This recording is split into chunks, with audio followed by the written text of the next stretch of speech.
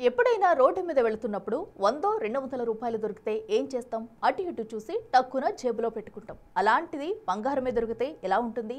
ఒక్కసారి ఊహించుకోండి. చాలా మంది అయితే బంగారాన్ని తీసుకునే ప్రయత్నం చేశారు. ఎక్కడో ఒక దగ్గర అయితే తిరిగి ఇచ్చేయడం, పోలీసులకు అప్పగించడమో చేస్తుంటారు. ఇలాంటి ఇన్సిడెంటే అనంతపురంలో చోటు చేసుకుంది. ఇక్కడ డ్రైవర్కి దొరికింది తులమో 2 తులాలో కాదు, ఏకంగా 12 తులాలు, అంటే అక్షరాల 13 లక్షలకు ఎక్కువే. బట్ ఇక్కడ ఓ డ్రైవర్ మాత్రం 12 తులాల గోల్డ్ దొరికినా తిరిగి ఇచ్చి నిజాయితీని చాటుకున్నాడు. అసలు బంగారం ఎక్కడ దొరికింది, ఈ ఇన్సిడెంట్ ఎక్కడ జరిగిందో ఓ లుక్ వేద్దాం.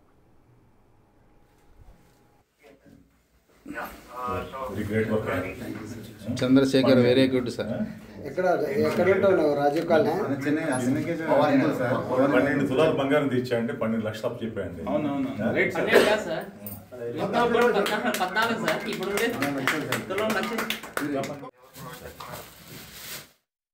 నంద్యాల జిల్లాకు చెందిన సూర్యనారాయణ, లక్ష్మీబాయి దంపతులు ఓ వివాహ కార్యక్రమానికి హాజరయ్యేందుకు అనంతపురం పట్టణం వచ్చారు. వివాహ కార్యక్రమం అయిపోయాక మారుతినగర్ నుంచి బస్టాండ్కు వెళ్లేందుకు ఆటో బుక్ చేసుకున్నారు ఆ దంపతులు.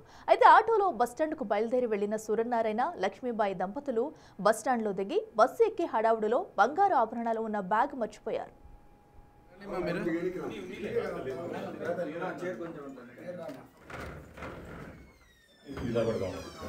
సార్ ఒకసారి చూడరా సార్, డిఎస్పీ గారు సార్ ప్లీజ్ సార్.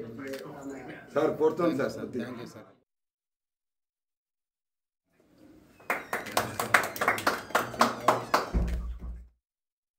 వారు దిగిన కొంత సమయానికి ఆటో డ్రైవర్ ఆ బ్యాగ్ను గమనించాడు. దానిని తెరిచి చూస్తే అందులో ఉన్న బంగారు ఆభరణాలు ఉన్నాయి. వెంటనే అతను ఆ సూట్ కేసును తిరిగి ఇవ్వడానికి ప్రయత్నించినా వారు కనిపించలేదు. అప్పుడు ఆ ఆటో డ్రైవర్ నిజాయితీగా బంగారు ఆభరణాల బ్యాగ్ను తీసుకెళ్లి పోలీసులకు అప్పగించాడు. వారు వెంటనే బంగారం ఎవరిదనే విషయాన్ని గుర్తించి 12 తులాల బంగారం అందించారు. 12 తులాల బంగారు ఆభరణాలు ఉన్న బ్యాగ్ తిరిగి ఇచ్చి నిజాయితీ చాటుకున్న ఆటో డ్రైవర్ చంద్రశేఖర్ను మెచ్చుకున్న పోలీసులు సన్మానించారు. సూర్యనారాయణ, లక్ష్మీబాయి దంపతులకు బంగారు ఆభరణాలను అందజేశారు. 12 లక్షల రూపాయల విలువ ఉన్నప్పటికీ ఆటో డ్రైవర్ చంద్రశేఖర్ నిజాయితీ ప్రతి ఒక్కరికి స్ఫూర్తినిస్తుంది.